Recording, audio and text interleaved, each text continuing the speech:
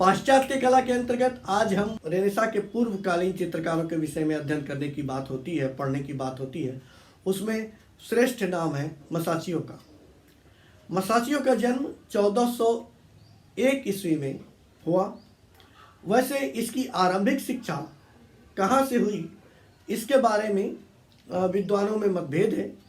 सामान्य तौर पे हम जान लें कि आरंभिक शिक्षा ज़्यादातर स्थानीय स्तर पे होती है, तो स्थानीय स्तर पर ही इन्होंने भी अध्ययन किया और फ्लोरेंस के कलाकार मुसेलिनी के अंतर्गत रह करके, मुसेलिनी के अंडर में रह करके इन्होंने चित्रण कार्य करना प्रारंभ किया था।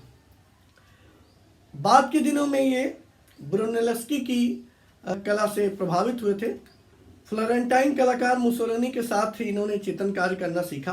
ब्रुनेलेस्की की कला से वे बाद में बहुत प्रभावित हुए, क्योंकि परिप्रेक्ष्य के संदर्भ में मसाचियों के द्वारा जो भी प्रयोग किए गए वह चित्र, जो हम उदाहरण के तौर पे सांता मारिया नोवेला में सुरक्षित है, वो चित्र में देख सकते हैं। इसमें ब्रुनेलेस्की के द्वारा जो बताए गए परिप्रेक्ष्य के नियम थे, उसके आधार पे मसाचियो ने कार्य किया। सांता मारिया नोवेला में जो सुरक्षित आकृतियाँ सजीव सी होकर उपस्थित हुई प्रतीत होती हैं। 1428 ईस्वी में मसाचियो रोम गया था और रोम में कुछ महीने रहने के बाद ही वह लापता हो गया। ऐसी धारणा है कि शायद उसकी हत्या कर दी गई। मात्र 27 वर्ष की अल्पायु में उसने जो प्रसिद्धि प्राप्त की, जैसे भारत में अमृता शेरगिल ने प्रसिद्धि प्राप्त की थी, यह भी कम उम्र में ही इसका व्यक्तित्व और कृतित्व उभर कर आता है। तो 1422 ईस्वी में यह परंपरागत कला के विरोधी कलाकारों के संगठन में शामिल हो गया था और इसने 27 वर्ष की उम्र तक में पर्याप्त ख्याति अर्जित कर ली थी। मसाचियो की कला में स्थान यानी स्पेस, आकृति के घनत्व और परिप्रेक्ष्य संबंधी प्रभाव जियोतो की कला से अत्यंत निकट रही है। तत्कालीन कोई भी अन्य कलाकार या मूर्तिकार मसाचियो की तरह काम नहीं कर रहा था। तथापि मूर्तिकार डोनातेल्लो और आर्किटेक्चर ब्रुनेलेसी, जिसके बारे में मैंने पूर्व में बताया, उससे उसकी तुलना की जा सकती है। इसी कारण मसाचियो को आधुनिक कला के जन्मदाताओं में से एक माना जाता है। वैसे आधुनिक कला के जन्मदाताओं में एक जियोतो को भी मानते हैं हम, तो उसी प्रकार मसाचियो को भी आधुनिक कला के जन्मदाताओं में एक माना जाता है।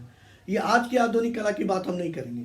अजंता की कला भी अपने समय में आधुनिक थी, लेकिन बाद के आज अजंता की कला के नाम से हम जानते हैं उसे। तो धीरे कोई भी उस समय की कला जो जिस समय में पल्वित हो रही होती है, वो उस समय के लिए आधुनिक होती है। बाद में उसका कोई सी विशेष नाम के द्वारा हम जानते हैं। अब आगे चलते हैं। Sandro Botticelli, Leonardo da Vinci, Michelangelo और राफेल, इन तीनों का नाम आपने सुना होगा। हाई रेनेसां के उच्च पुनरुत्थान काल के श्रेष्ठ कलाकारों में इनकी गणना होती है। इन कलाकारों ने भी मसाचियो की चित्रों की अनुकृतियां बनाकर, नकल बना करके उसकी शैली का अध्ययन किया था। इसी से आप अनुमान लगा लें मसाचियो की विद्वता किस हद तक थी। मसाचियो की शैली पूर्णतः यथार्थवादी थी और बिल्कुल महान थी, जिसने संपूर्ण पुनर्जागरण को और उसके बाद के लंबे समय तक के कलाकारों को प्रभावित किया। मसाचियो ने परिप्रेक्ष्य और स्थितिजन्य लघुता फॉरशॉर्टनिंग के नियम का विकास किया और इस आधार पर न केवल दूर की आकृतियों को उसने छोटा बनाया, बल्कि वातावरण के प्रभाव से उन्हें कुछ अस्पष्ट यानी धूमिल करके दिखाया। संयोजन चित्र में परिप्रेक्ष्य का यह प्रभाव दिखाना युगांतकारी घटना थी, जिसका अनुसरण बाद के अनेक कलाकारों ने निरंतर किया। यह मसाचियो की कला की प्रमुख देन है। अब आइए हम इनकी कृतियों की बात करते हैं।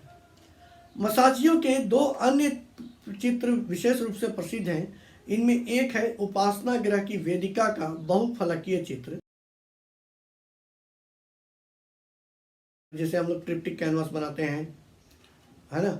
उसी प्रकार कई फलक को एक साथ जोड़ करके इन्होंने उपासना गृह की वेदिका का चित्र बनाया जो 1426 ईस्वी में पीसा के एक चर्च के लिए बनाया गया था। इस चित्र का एक अंश जिसमें फरिश्ते से घिरे हुए कुमारी और शिशु अंकित हैं, यह चित्र लंदन के राष्ट्रीय संग्रहालय में रखा हुआ है।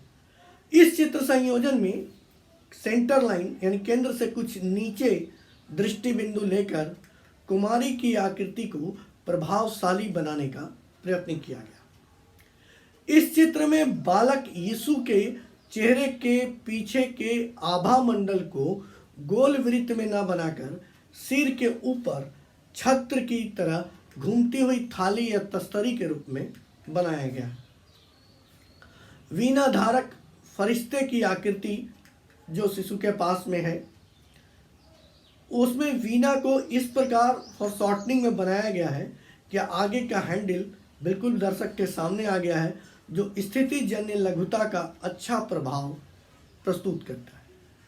फ्लोरेंस के कर्माइन चर्च में जो विशाल भित्ति चित्र उसने बनाए हैं, उसमें यद्यपि नाटकीय मुद्राओं का अभाव है, तथापि ज्योतों से प्रभावित ग्रहणशीलता का प्रदर्शन दिखता है। समस्त आकृतियों में भाव गांधीर्य बना हुआ है और आदम और हवा यानी एडम एंड ईव के स्वर्ग से निष्कासन के दृश्य में भी वो प्रभाव दिखता है। यह सब होते हुए भी उसकी कृतियों में न तो परंपरागत सौंदर्य दिखता है और न ही अत्यधिक आकर्षण। संभवतः वह इस प्रकार की विशेषताओं से युक्त आकृतियों की रचना नहीं करना चाहता था।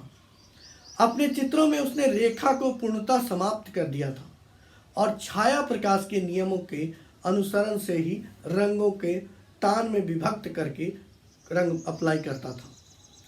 तो आप समझ गए होंगे मसाचियो की कला की शैली किस प्रकार थी।